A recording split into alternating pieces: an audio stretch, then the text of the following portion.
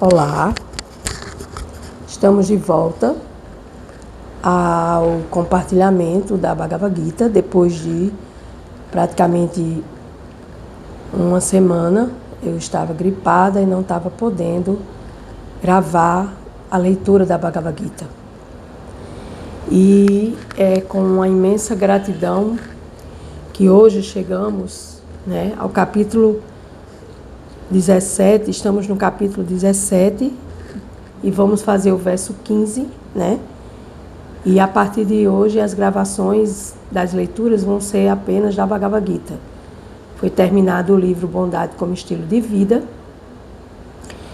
E é com imensa gratidão que hoje é 30 de dezembro de 2024 e chegamos aqui à leitura da Bhagavad Gita, percorrendo esse ano todo, de verso em verso, de capítulo em capítulo, de verso em verso, com a permissão de Deus, com a permissão de Krishna, com a permissão de Prabhupada, com a permissão dos acharyas fundadores, os acharyas que vieram na sucessão discipular original, compartilhando sabedoria. E a Bhagavad Gita pode ser que pareça difícil, estranha, diferente, mas a Bhagavad Gita, ela é a ciência sagrada suprema, É a ciência do Deus Supremo que quer que nós, almas condicionadas, nos voltemos para Ele e aprendamos através de cada verso, de cada capítulo, capítulo, verso a verso, a gente vá aprendendo, a verdadeira arte, que é a arte espiritual, é a arte da sabedoria transcendental. A sabedoria que transcende todo esse universo material e nos tira dessa ilusão. Então, é com imensa gratidão que hoje, dia 30 de dezembro de 2024, vamos fazer a leitura do capítulo 17, as divisões da fé, onde se fala de vários tipos de fé, e dentro dessa fé única existe a fé praticada dentro dos 3 modos da natureza material, que é bondade, paixão e ignorância. Então, vou fazer as minhas reverências, agradecendo por mais um dia estar aqui, agradecendo pela melhoria da minha saúde, agradecendo por estar compartilhando sabedoria e lendo o livro sagrado da Bhagavad Gita, a ciência suprema da filosofia védica, dos Vedas, que são conhecidos como a sabedoria dos deuses, a sabedoria de Deus, a sabedoria mais antiga que existe no planeta Terra. Om Agyanantimirandasya Gyananjana Salakaya Chakshu Militayena Tasmai Shri Guruve Namaha. Om. Tradução. Embora eu tenha nascido nessa escuridão, nesse plano material, embora eu tenha nascido na mais escura região da ignorância, esse mundo material, o meu mestre espiritual abre meus olhos com a tocha do conhecimento transcendental. Abrindo meus olhos com o conhecimento transcendental, meus mestres vão, pouco a pouco, trazendo a luz do conhecimento transcendental para a minha alma, para que minha alma ela possa se encher de sabedoria, ela possa beber do néctar da sabedoria universal, A sabedoria do universo, a sabedoria do Criador do universo, do arquiteto do mundo, do Supremo Krishna. Deus tem vários nomes, sendo apenas um, Ele se divide em várias categorias, mas Ele é apenas um. Então, o mais ignorante que eu seja, que eu continue sendo, se eu tiver a vontade, eu abro meus olhos e eu vou fazer a leitura, eu vou ouvir, Quando eu escuto, eu já estou prestando serviço devocional, porque ouvir sobre Deus, acerca do absoluto, já é prestar serviço à alma, a essa alma que está escura, que está com o véu da ignorância, que está com o véu do esquecimento, de que ela é uma alma, de que eu sou o eu superior à alma, em direção ao eu supremo, e que meu eu inferior, meu corpo, ele precisa de purificação. Capítulo 17, repetindo mais uma vez, as divisões da fé, verso 15. A austeridade da fala consiste em proferir palavras verazes, agradáveis, benéficas e que não perturbem os outros. E também em recitar regularmente a literatura védica. Então, aqui a Suprema Personalidade está dizendo que a austeridade da fala. O que é austeridade? Novamente vou explicar. A austeridade é você fazer aquilo que é bem, que é bom para o seu crescimento espiritual e rejeitar tudo aquilo que não é bom para o seu engrandecimento espiritual. Então, a austeridade é eu fazer aquilo que eu não gosto, mas eu sei que é benéfico e vai elevar minha alma a plataformas superiores. Então, quando eu pratico a austeridade da fala, que a fala, a língua, né, ela é muito importante, porque é da nossa boca que a língua, fazendo o seu trabalho, né, como foi criada pelo Supremo, ela vai fazer com que você ressoe e emita as palavras, né? As palavras que essas palavras elas sejam benéficas, que elas sejam palavras agradáveis, que elas sejam palavras que vão ajudar os outros a se elevarem também, e não palavras que vai denegrir, que vai danificar, que vai rebaixar os outros, que vai criar uma perturbação para as outras almas em corpos condicionados.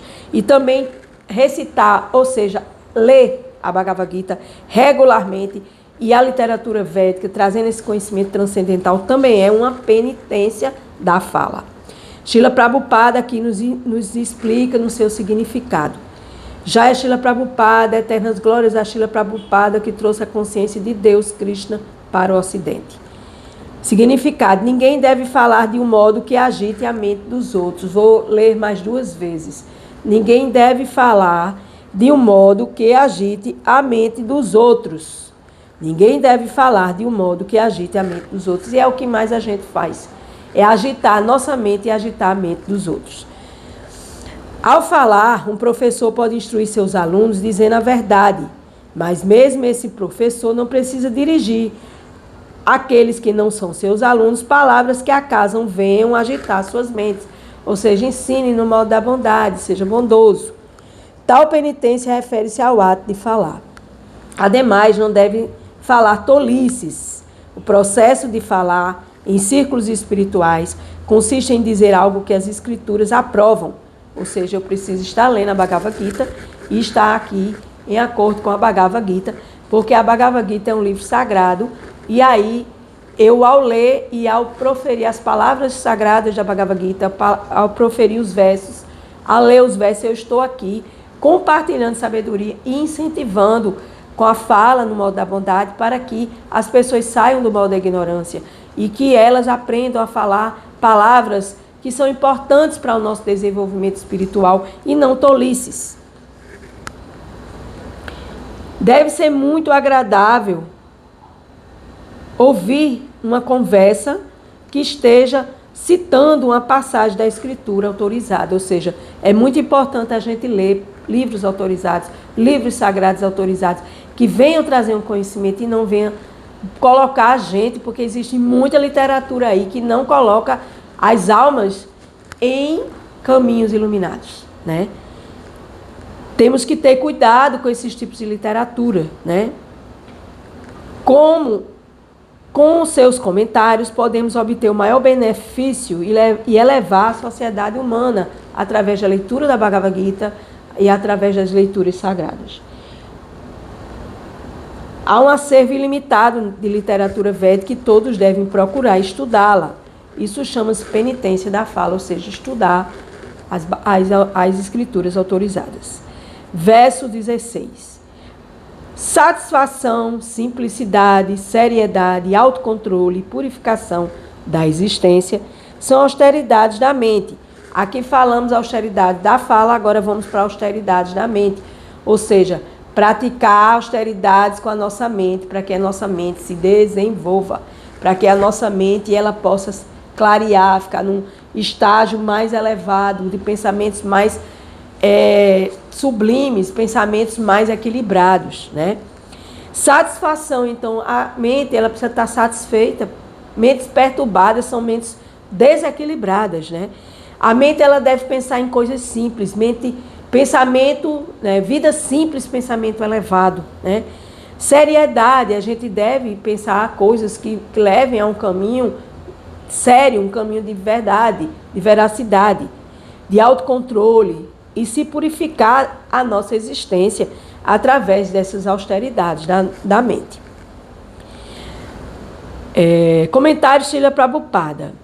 Tornar a mente austera é afastá-la do gozo dos sentidos, ou seja, quando a gente está com a mente muito ligada às coisas materiais, ao gozo dos sentidos, a gente fica com a mente perturbada, né? E com a mente perturbada a gente cai no poço escuro, porque a gente não vai utilizar a nossa inteligência que é dada por Deus, a gente não vai utilizar a nossa memória, que grava coisas maravilhosas, que lê livros e textos, né? A mente ela precisa estar limpa, ela precisa estar purificada, né? E quando a gente só pensa em gozo dos sentidos, a mente da gente está no modo da ignorância e da paixão também, paixão e ignorância. Ela deve aprender sempre a pensar em fazer o bem aos outros. Nós não podemos ser felizes fazendo a infelicidade dos outros. Devemos ter uma mente que esteja pensando sempre na felicidade dos outros, no bem-estar. O melhor treinamento que a mente pode receber é pensar com seriedade, com veracidade, né?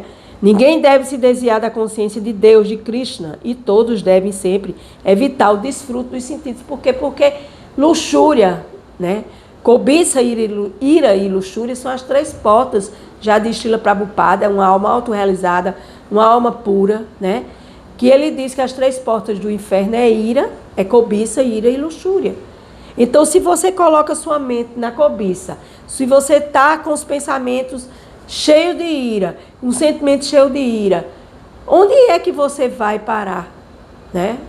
Na luxúria, no gozo dos sentidos. E por que o gozo dos sentidos leva à cobiça? Porque quanto mais tem, mais quer. E aí, quando não vem, né? Porque Deus ele está no controle e ele dá exatamente aquilo que a pessoa merece, né? Então, quando não vem, né? A pessoa fica irada e a pessoa cai nesse abismo, né? Do prazer dos sentidos, ficando insatisfeita e ficando com a mente perturbada, né? O melhor procedimento é direcionar a mente para ler escrituras védicas e escrituras sagradas, que está cheia de histórias aprazíveis, como os Puranas, que é outro livro sagrado da filosofia védica, e o Mahabharata, que conta toda a história desde a criação da Terra, onde os Vedas vieram habitar a Terra. E é possível aproveitar este conhecimento, então se purificar, mas não ficar lendo, ouvindo coisas que vão degradar sua mente, os seus sentidos, e vão fazer com que você caia, desça seu nível espiritual, né? A mente não deve ter duplicidade e deve-se pensar sempre no bem-estar de todos. Ou seja, você não pode estar para lá e para cá. Duplicidade é bipolaridade, né? Você está num polo, daqui a pouco está no outro, daqui a pouco você quer uma coisa, daqui a pouco você é desequilíbrio mental, né? E assim, pensar no bem-estar de todos. Silêncio quer dizer que se vive pensando na autorrealização. Então, muitas vezes silenciar sua mente, silenciar seus pensamentos, você ficar quietinha ou quietinho em casa, para que você possa controlar sua mente e afastar sua mente do externo, desse gozo dos sentidos desenfreado, que as mídias, que as propagandas, que a gente vive rodeado de infestação midiática, imediática, de imediatismo. Compre isso que você vai ser feliz, compre essa casa que você vai ser feliz, compre esse carro que você vai ter um carro melhor. Então, assim, a mente fica bombardeada o tempo todo por essas informações. E aí a gente deve observar esse silêncio para controlar a mente, né? A pessoa deve ser honesta em suas atitudes e, desse modo, purificar sua existência.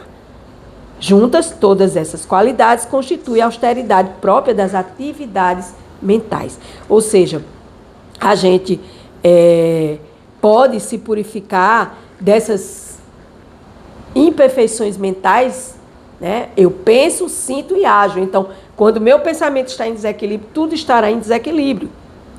Então, eu preciso buscar essa satisfação da minha vida, essa simplicidade, essa seriedade, não agir com duplicidade, purificar minha existência. Juntando todas essas qualidades, eu vou ter uma purificação da minha mente. Do contrário, é mente desequilibrada, ansiosa, bipolar, depressiva, como vivem a maioria das pessoas aqui no Brasil. O Brasil, eu acho que é o primeiro ou segundo país em ansiedade no mundo. E ansiedade é egoísmo. É você querer controlar aquilo que você não pode controlar. Quem controla é Deus. Eu já fui uma pessoa bastante controladora. E hoje eu venho me observando e dizendo, epa, epa, epa, não queira controlar nada, porque você não é Deus. Você é uma alma filha de Deus. Então, baixe sua bola, relaxe, medite e cante os nomes do Senhor Krishna, cante o Mahamantra Hare Krishna, que você purifica sua mente, seus sentidos. Faça uma experiência, coloque para tocar na sua caixinha, mas sem fazer experiência você nunca vai saber que o que eu estou dizendo realmente funciona. Verso 17, para terminar. Essas 3 espécies de austeridades, executadas com fé transcendental, por quem não espera benefícios materiais, mas que atua apenas por amor ao Supremo, chama-se austeridades da bondade. Falamos da austeridade da fala, falamos da austeridade da mente, e agora estamos falando da austeridade praticada no modo da bondade, que é aquela que você executa sem esperar nada em retorno. Esperou, contaminou. Você tem que fazer e deixar lá. Entrega para Deus. Tudo que eu faço, tudo que eu como, tudo que eu dou, tudo que eu recebo, eu entrego para a Suprema Personalidade de Deus. E aí eu vou estar executando essas 3 austeridades, entregando a Deus. E assim eu não vou esperar nada em retorno. Então eu vou me purificando. E essa purificação traz esse amor por Deus, né? Pelo Supremo. Ao amor pelo Supremo, né? Então, quando eu executo essas austeridades da fala, da mente, executadas sem nenhum gozo material, sem nenhuma espera de um resultado material, eu vou estar saindo dessa plataforma material e aí me elevando à plataforma transcendental. E assim, sem esperar por benefícios materiais, eu vou estar me purificando, né? E apenas o que é que eu vou fazer? Eu vou atuar apenas por amor a Deus e nada mais. E isso chama-se austeridades em modo da bondade. Então a Bhagavad Gita é esse caminho transcendental, é esse caminho de luz, é esse caminho para que você possa cada dia mais se purificar, se elevar. Mesmo que você escute aqui e você não entenda, você vai meditando, você vai lendo, você vai tendo vontade de comprar uma Bhagavad Gita, você vai se unindo com pessoas que entendem um pouco sobre a Bhagavad Gita e você vai se elevando, porque a gente não pode continuar do jeito que a gente está, minha gente. A gente está terminando o calendário de 2024 e muita gente está da mesma forma, do mesmo modo, sofrendo com doença, pobreza e conflito, sobrevivendo nesse mundo, né, de maia, nesse mundo de ilusão, porque com a mente perdida, com a mente, né, falando besteira, pensando besteira e agindo na besteira, ou na tolice, ou na falta de sabedoria, na falta de uma inteligência maior, uma inteligência dada pelo Supremo. Então, com todas essas modificações, a gente vai buscando, mas se eu não faço nada, se eu não modifico, se eu não me modifico, nada ao meu redor se modifica. Então, eu vou continuar do mesmo jeito, praticando essas austeridades, e nada tem resultado. E aí eu vou dizer que a culpa é do outro, que a culpa é de Deus, que a culpa é do planeta, que a culpa é do governo. Eu vou ficar buscando pessoas, fatos, para que justifique a minha falta de competência em ingerir minha própria vida. Entra ano e sai ano e eu não consigo fazer melhor, porque isso, aquilo, outro, aí vem o vitimismo. Então isso tudo é modo da ignorância, e a gente tem que sair desse modo da ignorância, custe o que custar. Então, com essas 3 espécies de austeridades transcendentais, nós vamos buscar apenas o amor e servir a Deus com amor, devoção e gratidão. Então, com muito carinho, eu termino aqui esses 3 primeiros, esses versos, né? 15, 16, 17. Gratidão.